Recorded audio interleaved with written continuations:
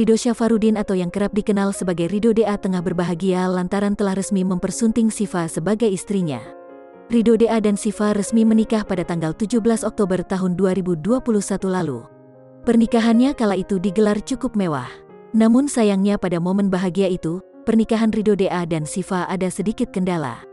Kembaran dari Rizky DA itu tak menampik jika dirinya sempat gemetar saat akan mengucap ijab kabul. Dia menyadari jika momen pernikahannya sangat sakral sehingga tak mau mengecewakan keluarga dan para undangan. Namun apa daya, meski sudah mencoba semaksimal mungkin, rasa grogi rupanya terus menyelimuti Ridho DA pada kala itu. Bahkan, pria 24 tahun sempat mengulang ijab kabul sebanyak 3 kali. Karena first time, baru pertama kali menikah, terus grogi. Itu momen sakral, ujar Ridho DA sebagai informasi, kala itu saat pembacaan ijab kabul, ada beberapa kesalahan yang dilakukan. Ananda Ridho Syaffarudin, ujar ayah Syifa saat memulai ijab kabul dikutip Tribun Style dari kanal YouTube MOP. Perkataan sang mertua kemudian dijawab oleh Ridho, "Saya Pak." Mendengar Ridho menjawab, penghulu menghentikan jalannya ijab kabul pada kala itu. Ridho pun mengakui hal itu terjadi karena dirinya sudah terlalu sering menjadi saksi nikah di pernikahan orang lain.